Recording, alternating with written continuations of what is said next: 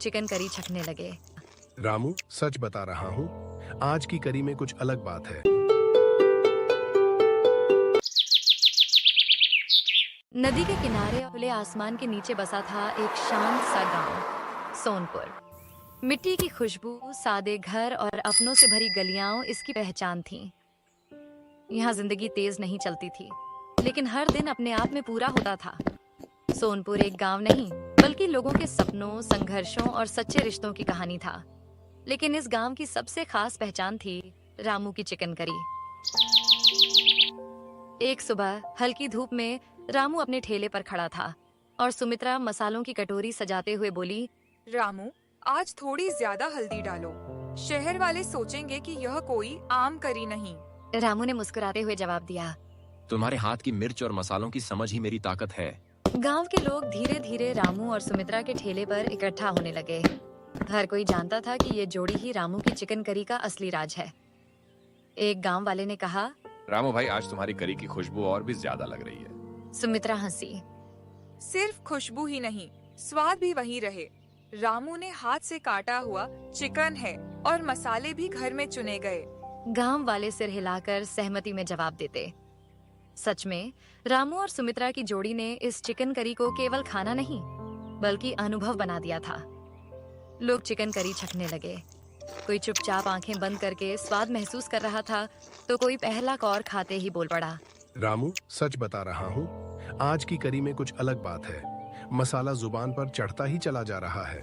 पास खड़ी एक बुजुर्ग औरत ने कहा, अरे बहू सुमित्रा, तुम्हारे हाथ का स्वाद तो आज और निखर गया है। लगता है जैसे घर का खाना हो। सुमित्रा ने संकोच से सिर झुकाते हुए धीमे से कहा, जब मन से बनाया जाए तो स्वाद खुद बोलता है। एक नौजवान बोला, रामू काका, शहर वालों को क्या दिखाओगे? हमारे सोनपुर की यही करी काफी है नाम बनाने के लिए। चारों तरफ तारीफों की आवाज गूंजने लगी। कोई कह रहा था कि मसाले एकदम संतुलित हैं, कोई कह रहा था कि चिकन इतना नरम है कि मुंह में जाते ही घुल रहा है। रामू चुपचाप यह सब सुन रहा था। उसकी आंखें बार बार सुमित्रा की ओर चली जाती।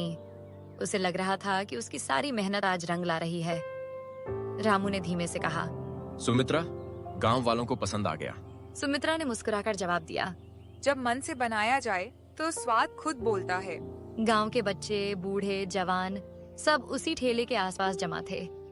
कोई दूसरी कटोरी मांग रहा था, तो कोई आखिरी चम्मच तक चाट रहा था। एक आदमी ने हंसते हुए कहा, ऐसी करी रोज मिले तो बीमारी भी पास नहीं आए। हंसी ठाकों से पूरा माहौल भर गया। उस पल रामू की चिकन करी सिर्फ एक पकवान नहीं थी, वह पूरे सोनपुर की खुशी बन चुकी थी। रामू ने गहरी सांस ली। उसे लगा जैसे उसकी जिंदगी की सारी थकान, सारी परेशानियां इन तारीफों में घुलकर हल्की हो गई हों। सुमित्रा ने पास आकर धीरे से कहा, देखा रामू, हम दोनों साथ हों तो सब मुमकिन है। रामू ने सिर हिलाया और मुस्कुराते हुए बोला, हाँ, और ये तो अभी बस शुरुआत है। उसके ये शब्द हवा में तैरते रहे, जैसे सोनापुर की मिट्टी उन्हें सुन रही हो। सुमित्रा ने उसकी तरफ देखा। वह मुस्कुरा रही थी, लेकिन उसकी मुस्कान में उत्साह से ज्यादा ठहराव था। जैसे उसे पता हो कि शुरुआत का मतलब सिर्फ आगे बढ़ना नहीं होता, बल्कि खुद को संभाल कर चलना भी होता है। शुरुआत हमेशा आसान नहीं होती रामू। रामू ने कोई जवाब नहीं दिया। उसने बस आसमान की तरफ देखा। सूरज ढल रहा था। अगली सुबह सोनपुर कुछ बदला बदला सा लगा। वही गलियां थीं, वही घर, वही लोग, लेकिन बातों का सुर बदल चुका था। अब रामू की चिकन करी सिर्फ स्वाद की चर्चा नहीं रही थी, वह इज्जत और पहचान की बात बन चुकी थी। एक आदमी दूसरे से कह रहा था, शहर वाले भी मान गए भाई, अब कौन कहेगा कि गांव का खाना पीछे है। दूसरा बोला, अब रामू का नाम दूर दूर तक जाएगा। रामू और सुमित्रा ये सब सुनते थे, लेकिन कुछ कहते नहीं थे। दोनों अपने काम में लगे रहते। सुमित्रा को यह डर सताने लगा था कि कहीं यह तारीफ उनके सादे जीवन को बोझिल न बना दे। सुमित्रा घर के अंदर गई और चूल्हे के पास बैठते हुए बोली, लोगों की उम्मीदें बढ़ रही हैं। रामू ने मसाले पीसते हुए जवाब दिया, उम्मीदें तब भारी होती हैं जब हम उन्हें ओढ़ लेते हैं। हम तो बस वही करेंगे जो हमेशा से करते आए हैं। कुछ ही दिनों में बदलाव साफ दिखने लगा। पास के कस्बे से लोग आने लगे, कोई मोटरसाइकिल से, कोई साइकिल पर। वे रामू की करी खाने आते और साथ में सवाल भी लाते। आप दुकान शहर में क्यों नहीं खोलते? आप होटल वालों से मिलिए। आपका स्वाद बड़े पैमाने पर चल सकता है। रामू हर सवाल पर मुस्कुरा देता, हम यहीं ठीक हैं। लेकिन सुमित्रा हर रात उन बातों के बारे में सोचती। उसे डर नहीं था, लेकिन एक अनजानी बेचैनी जरूर थी। उसने एक रात पूछा। अगर ज्यादा लोग आने लगे तो? रामू ने कहा। तो हम उतना ही बनाएंगे जितना बना सकते हैं। एक दोपहर एक आदमी आया, साफ कपड़े, कंधे पर बैग और बोलने में शहर की चालाकी। उसने सीधे कहा।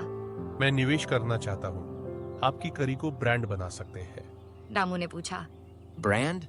आदमी बोला। हाँ, नाम, पैकेट, शहर, मुनाफा। रामू ने उसकी आंखों में देखा और बोला। हमारी करी भूख मिटाती है, बाजार नहीं। आदमी हंसा। सोच लीजिए, मौका बार बार नहीं आता। जब वह चला गया, सुमित्रा ने पूछा। तुमने मना क्यों कर दिया? रामू बोला। क्योंकि अगर हमने हाँ कहा तो यह ठेला नहीं रहेगा, ये सौदा बन जाए। उस रात सुमित्रा देर तक जागती रही। उसे लगा जैसे उनका दूसरा रास्ता चमकदार, तेज, लेकिन अनजाना। अगले दिन उसने पूछा। अगर कभी मजबूरी आ गई तो? रामू ने उसका हाथ थाम लिया।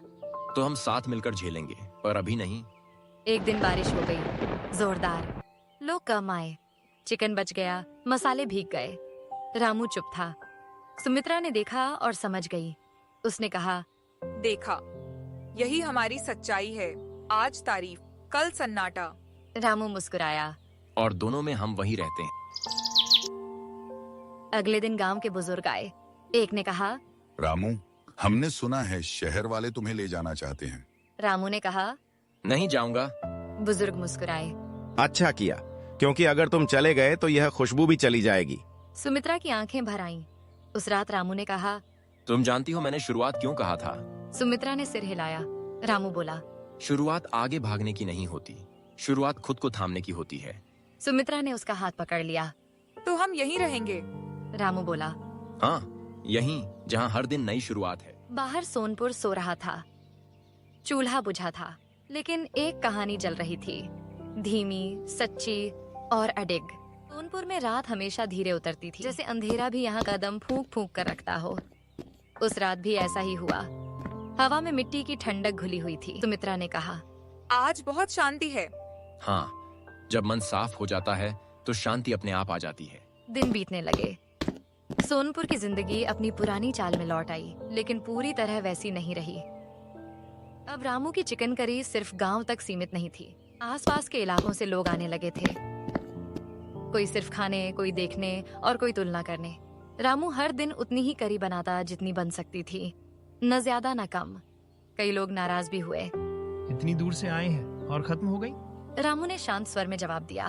खाना पेट भरने के लिए होता है, लालच भरने के लिए नहीं। आदमी चला गया, लेकिन सुमित्रा देर तक सोचती रही। उसने पूछा। क्या हम गलत कर रहे हैं? रामू ने कहा। गलत तब होता है जब हम अपने स्वभाव से भागते हैं। एक दोपहर सुमित्रा अकेली बैठी थी। गांव की औरतें बच्चों की बातें कर रही थीं, कोई स्कूल की, कोई शादी की। सुमित्रा चुप रही। एक औरत ने पूछा। बहू, तुम कुछ नहीं बोलती? सुमित्रा हल्के से मुस्कुराई। कुछ कहने को होता तो कहती। रात उसने रामू से कहा। कभी कभी लगता है हमारी दुनिया अधूरी है। रामू ने उसका हाथ थाम लिया। दुनिया अधूरी नहीं होती, बस अलग होती है। सुमित्रा की आवाज भर आई। लेकिन लोग अपनी समझ से देखते हैं, हम अपने दिल से जीते हैं। कुछ हफ्तों बाद वही शहर वाला आदमी फिर आया। उसने कहा। अब भी सोच लीजिए। रामू ने पहली बार कड़ा जवाब दिया। हम नहीं बदलेंगे। आदमी बोला। फिर पछताओगे? रामू ने शांत स्वर में कहा। पछतावा तब होता है जब इंसान खुद को खो देता है। एक शाम गांव वालों ने मिलकर रामू सुमित्रा के लिए छोटा सा कार्यक्रम रखा। कोई बड़ा आयोजन नहीं, बस अपनेपन का। एक बुजुर्ग बोले। तुम दोनों हमारे लिए मिसाल हो। सुमित्रा की आंखें भर आईं। उसने कहा। हमारे पास कुछ भी नहीं। बुजुर्ग बोले। तुम्हारे पास सब कुछ है, सच। और सुमित्रा नदी किनारे बैठे थे। सुमित्रा ने पूछा। अगर जिंदगी फिर से मिले तो क्या यही चुनोगे? रामू ने बिना सोचे कहा। हाँ। अगली सुबह ठेला फिर लगा, चूल्हा फिर जला, वही मसाले, वही खुशबू, और कहानी चलती रही। क्योंकि कुछ कहानियां खत्म नहीं होती, वे बस रोज फिर से शुरू होती हैं। हमारे चैनल को सब्सक्राइब करें, लाइक करें और कमेंट में अपना नाम जरूर लिखें।